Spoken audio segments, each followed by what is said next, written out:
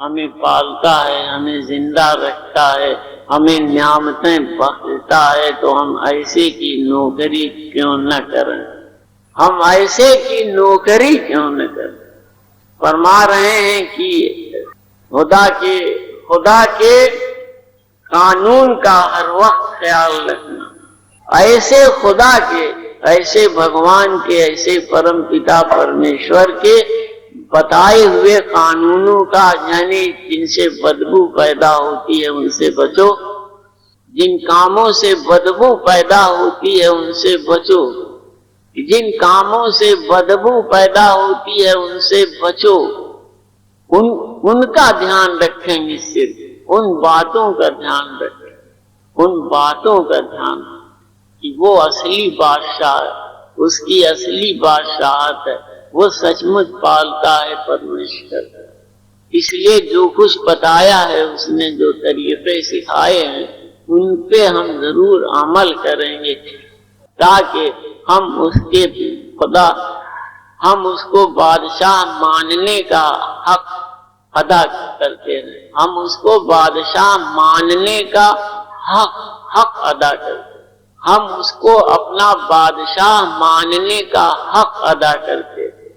دھیان دیں آپ ہماری بات، ہم اس کو اپنا بادشاہ ماننے کا حق ادا کرتے ہیں۔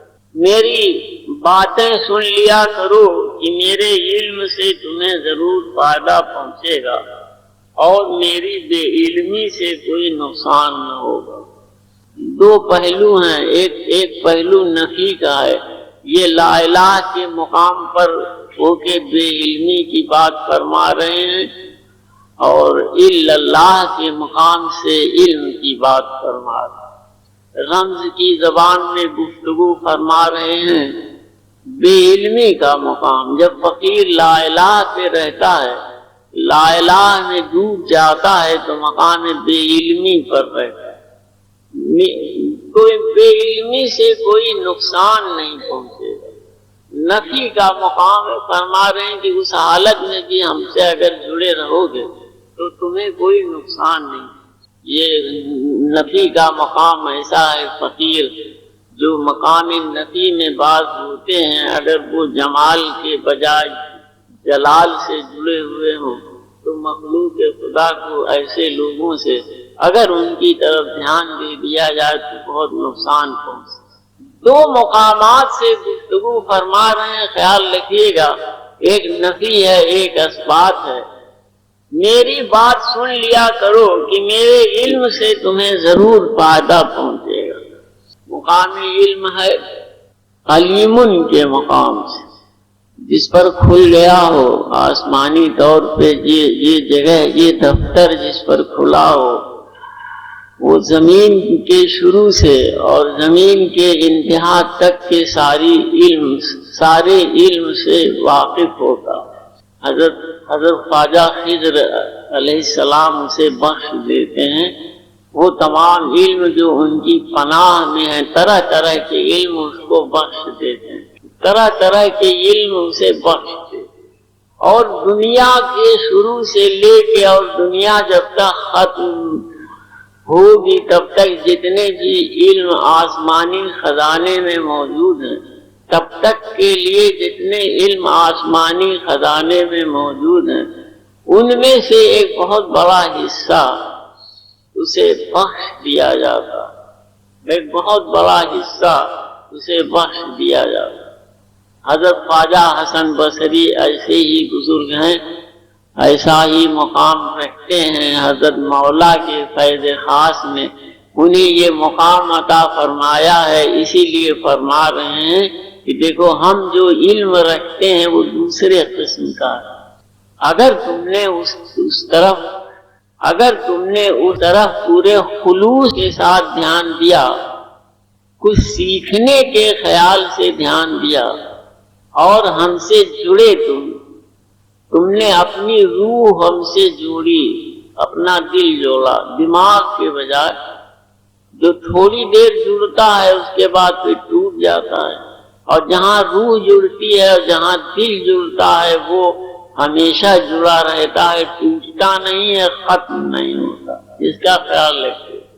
دماغ اگر جڑا ہو تو ذرا دیر جڑے گا، اس کے بعد پھر غیب آ جائے گا، پھر ایک مدت کے بعد پھر جڑے گا۔ جب کوئی حاجت ہوگی، جب کوئی ضرورت ہوگی، تو جب کوئی بات ہوگی، جب کوئی انگریزی میں ایک لفظ ہے اوکیزن آئے گا، تو کوئی پرپز آئے گا، تو یہ جڑنا دماغ سے جڑنا ہے۔ خیال فرما لیجئے اچھی طرح سے۔ اور ایک جڑنا یہ ہے جہاں دل جڑا ہو، جہاں دل جڑا ہو، جہاں روح جڑی ہو، وہ ہر وقت جڑا رہے، اس میں کسی طرح کا کوئی گھٹاؤ نہیں پیدا ہوتا، ایک سلسلہ قائم ہے، ایک تار قائم ہے کہ وہ ہر وقت ایک جگہ سے دوسری جگہ لگا رہتا ہے۔ ایسے ہی لوگوں سے مخاطب ہو کے حضرت خواجہ حسن بصری فرما رہے ہیں کہ دیکھو ہمارے علم سے میری باتیں سن لیا کرو کہ میرے علم سے تمہیں ضرور فائدہ پہنچے گا، میرے علم سے تمہیں ضرور فائدہ پہنچے گا، میرے علم سے تمہیں ضرور فائدہ پہنچے گا۔ ایک لفظ ہے علم، ابھی اس کی تشریح کر رہا تھا، دوسرا لفظ ہے فائدہ۔ آپ فائدہ کا مطلب صرف سمجھیں گے فائدہ، اور جب روحانی گفتگو ہو رہی ہو، جب باطنی گفتگو ہو رہی ہو، باطن رکھنے والوں سے باطنی گفتگو ہو رہی ہو، تو فائدہ کے معنی بھی بدل جاتا۔ آپ کے دماغ نے جیسا کچھ سمجھ رکھا ہے کہ فائدہ کے معنی فائدہ، فائدہ کے معنی فائدہ، فائدہ کے معنی فائدہ، فائدہ کے معنی یہ بزنس کیا اس میں فائدہ ہوا، وہ بزنس کیا اس میں فائدہ ہوا۔ روحانی طور پر جب یہ لفظ استعمال ہو تو اس کے معنی بدل جاتے۔ تب ہوا کہ تم ہماری باتیں باطن سے سنتے ہو، دل سے سنتے ہو، اور ان کے اثرات یہ مرتب ہوں گے، یہ مرتب ہوتے ہیں کہ تم باطن کی طرف اٹھنے اور باطن کی طرف بڑھنے کے لائق بنتے جاؤ گے، اور تم کو بلند مقامات حاصل ہوتے جائیں گے۔ ہماری باتیں سن سن کر تم بلند مقامات کی طرف اٹھنے کے لائق بنتے جاؤ گے، تمہاری تربیت ہوتی جائے گی، تمہیں سلیقہ آتا جائے گا کہ تم بلند روحانی مقامات تک کس طرح بڑھو، اور تم انہیں حاصل کرو گے اور ان بلند مقامات تک اٹھو گے اور پہنچو گے، تمہیں فائدہ حاصل ہوگا۔ اور میری بے علمی سے کوئی نقصان نہیں، میں جس وقت اللہ کے مقام پر ہوں گا تو تم سے گفتگو کروں گا، یا جب گفتگو کرنا ہوگا تو لا الہ کے مقام پر آ جاؤں گا۔ یہ ان لوگوں کی باتیں ہیں جو لا الہ کے مقام پہ آ کر کے اور پھر اللہ کے مقام پہ پہنچ جاتا۔ پہلے بے رنگی میں آتے ہیں اور اس کے بعد پھر چھلانگ لگا جاتے ہیں اللہ کی طرف۔ تو میں جتنی دیر تمہارے ساتھ لا الہ کے مقام پر بھی رہوں گا، تمہیں اس سے کوئی نقصان نہیں پہنچے، اس لیے کہ جمال سے جڑا رہوں، جلال کی بجائے جمال سے جڑا رہوں گا۔ حضرت شاہ عبد الرزاق بانسا شریف تشریف فرما ہیں، اپنے دروازے کی ڈیوری پر ایک فقیر ادھر سے گزرا، اس نے پوچھا کہ یہ گھر تمہارا ہے؟ انہوں نے کہا جی ہمارا ہے۔ کہنے لگا ختم ہو جائے، یہ درخت تمہارے ہیں؟ کہنے لگے جی ہمارے ہیں۔ کہنے لگے ختم ہو جائیں گے، کہنے لگا ختم ہو جائیں گے۔ لڑکا نکل آیا، حضرت شاہ عبد الرزاق بانسا شریف جن کی روحانیت کی دھوم رہی ہے 300 سال پہلے، لڑکا نکل آیا باہر، یہ لڑکا تمہارا ہے؟ حضرت شاہ عبد الرزاق بانسا دیوا شریف سے آگے ایک قصبہ تھا۔ حضرت حاجی وارث علی شاہ رحمۃ اللہ علیہ مذہب عشق کے امام، انہی کے خاندان سے تعلق رکھتے ہیں۔ لڑکا باہر نکل آیا، پوچھا یہ لڑکا تمہارا ہے؟ کہنے لگے جی ہاں ہمارا ہے۔ کہنے لگا ختم ہو جائے، اور کہہ کے وہاں سے رخصت ہو گیا۔ حضرت شاہ عبد الرزاق بانسا شریف نے اپنے خاص مریدین کو بلایا جو بہت اچھا ریاض کرنے والے تھے، اور فرمایا کہ دیکھو لڑکے کے سر میں درد شروع ہو چکا ہے۔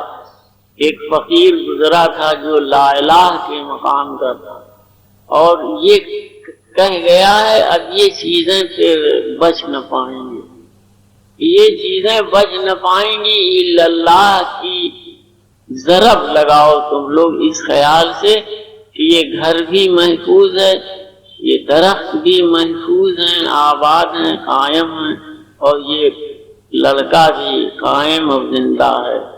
کچھ دیر بیٹھ کے وہ لوگ ضربیں لگاتے رہے الا اللہ کی، اور لڑکے کے سر کا درد ختم ہو گیا۔ بعد میں آپ نے فرمایا کہ یہ فقیر جلالی پہلو رکھتا ہے، جلالی پہلو رکھتا ہے۔ تو فرما رہے ہیں کہ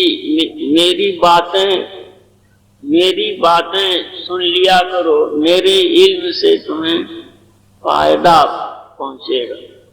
یعنی روحانی باتیں جو بیان کی جاتی ہیں ان سالکوں کے کام کی ہیں جو ریاض میں لگے ہیں۔ اگر وہ ان کو دل کے ساتھ سنتے ہیں، پورے جڑاؤ کے ساتھ سنتے ہیں تو اور ان پہ عمل کرتے ہیں تو ایک سلیقہ پیدا ہوتا ہے، ایک تمیز پیدا ہوتی ہے، ایک تہذیب پیدا ہوتی ہے، ان کی ایک زمین بنتی ہے جس سے کہ وہ غیب کے بزرگوں سے فیض پانے کے لائق بنتے ہیں۔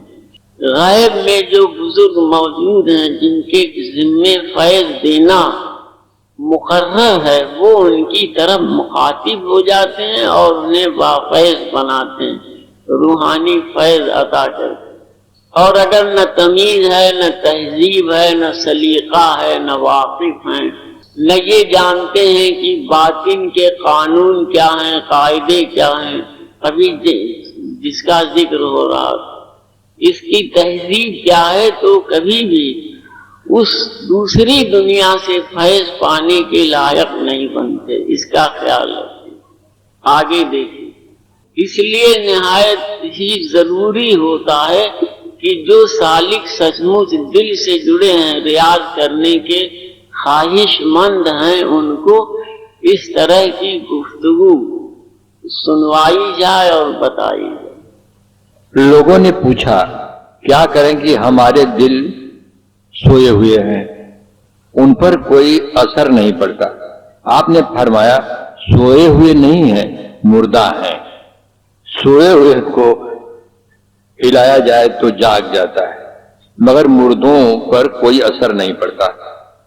لوگوں نے پوچھا یہ اس کے بعد بھی ہے، ذرا سا اس کے سے بھی پڑھ لیجئے، جی اسی اوپر والے سے جڑا ہوا جی فرمایا دنیا میں دل کا مر جانا یعنی جذبے عشق ختم ہو جانا عجاب ہے، انورٹ کام ہے، اور دل مرتا ہے دنیا کی محبت سے۔ فرمایا بکری دل نہیں، بس دل سوئے ہوئے ہیں۔ جی فرمایا کہا دل سوئے ہوئے ہیں، لوگوں نے کہا، آپ نے فرمایا سوئے ہوئے نہیں ہیں، مردہ۔ مردہ ہونے کی وجہ بیان کر رہے ہیں، اس کے بعد والے قول میں فرما رہے ہیں کہ جذب عشق اگر ختم ہو جائے تو دل مردہ ہو جاتا ہے، جذب عشق اگر ختم ہو جائے تو دل مردہ ہو جاتا ہے، اور یہ عذاب ہے، یہ عذاب۔ دل مرتا ہے دنیا کی محبت سے، دل مرتا ہے دنیا کی محبت سے۔ دنیا کی محبت کا مطلب ہوتا ہے ایسے لوگوں سے اپنے کو جوڑنا جو صرف سیلفش ہوں، جن کے ہاں دل نہ ہو دماغ ہو، جن کے ہاں فطرت ہو، جن کے ہاں چالاکیاں ہوں، جن کے ہاں دھوکہ ہو، جن کے ہاں بدبو ہو، جن کے ہر قول و عمل پہ کوئی خلوص نہ ہو، خالص نہ ہو، وفاداری نہ ہو، جن کے ہاں بیوقوف بنانا ہو، اپنا فائدہ حاصل کرنا ہو، ان کی طرف رغبت کرنا، ان سے جڑنا، ان کے ساتھ رہنا، یہ نتیجہ پیدا کرتا ہے کہ دل مردہ ہو جاتا ہے، اور دل مردہ ہونے کی پہچان یہ ہوتی ہے کہ جذبے عشق ختم ہو جاتا ہے۔ اس جذب اور کشش کی تشریح کر چکا تھا۔ کشش کے معنی کھچاؤ کے ہوتے ہیں، اور جذب کا معنی ہوتا ہے کسی چیز کا کسی چیز میں سوکھ لیا جانا، اسے جذب کہتے ہیں۔ آپ لوگ یاد نہیں کر پاتے ہیں، سب سے بڑی مصیبت یہ۔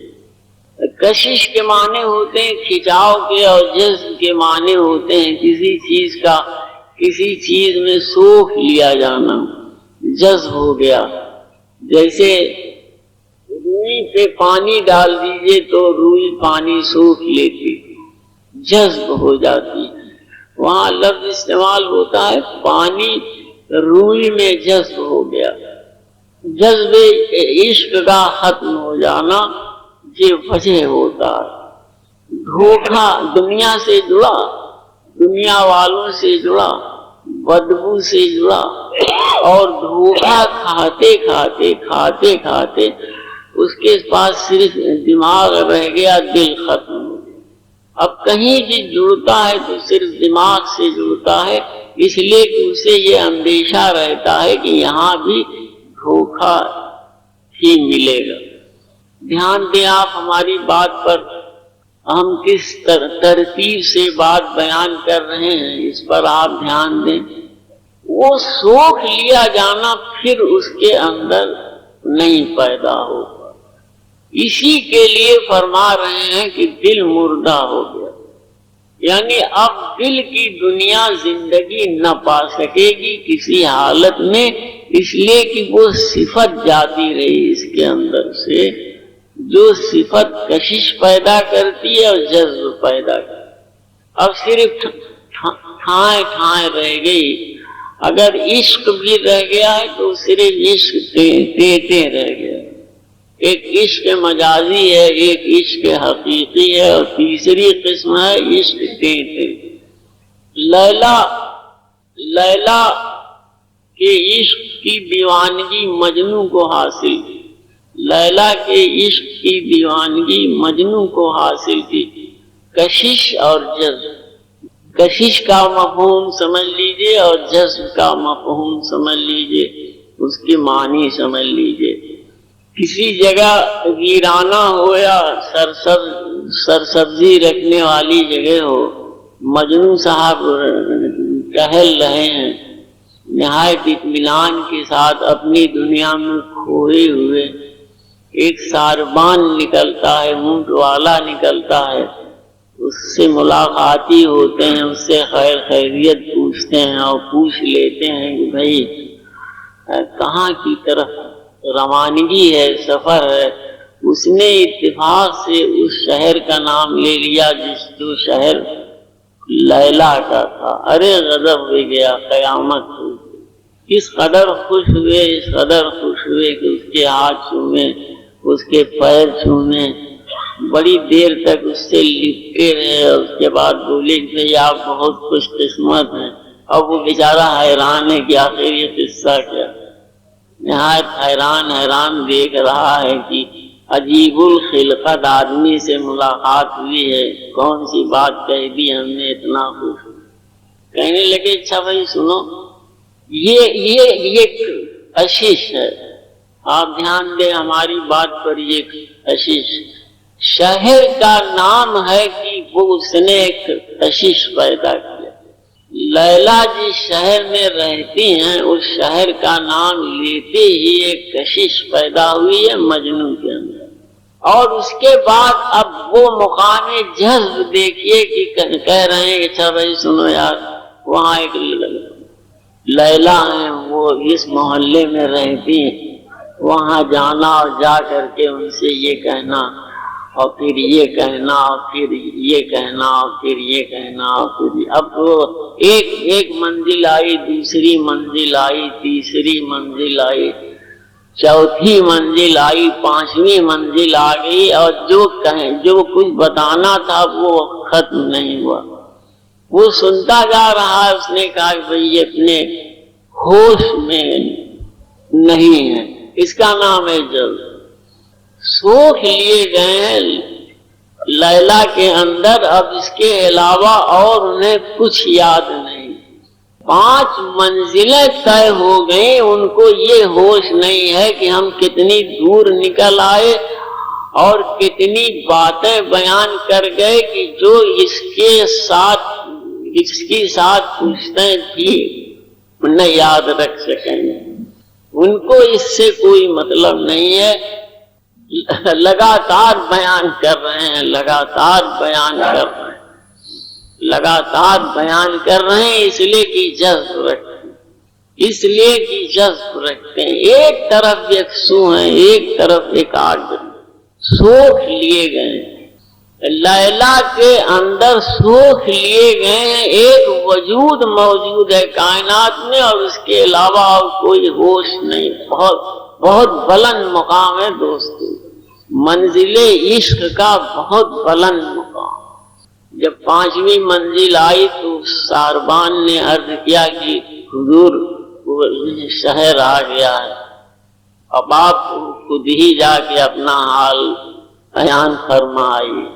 میں نے یہ واقعہ اس لیے اٹھایا کہ شاید اس کے سہارے سے کشش سمجھ میں آ جائے اور جذب سمجھ میں آ جائے۔ اسی طرح وہ اس کے پہلے بتا چکا تھا کہ چشتی سلسلہ رنگ کی بنیاد پر قائم ہے، کسی جذب عشق کی بنیاد پر قائم ہے، جس کی تعلیم دے رہے ہیں حضرت خواجہ حسن بصری۔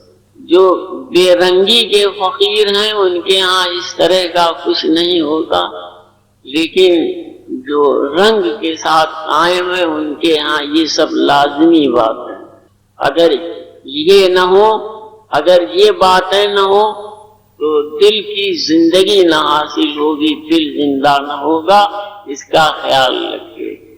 اور یہ اسی وقت حاصل ہوتا ہے جب روح سے روح جڑ جائے، دل سے دل جڑ جائے، فنائیت کا مقام حاصل ہو جائے، لا الہ کا مقام، جس نے ہر وجود کی نفی کی اور ایک وجود ثابت کیا، وجود قلب کے مقام کا وجود، دل کے مقام کا وجود، صرف اسے ثابت کیا، اس کی طرف لپکا، اس کی طرف بڑھا اور اس سے جڑا۔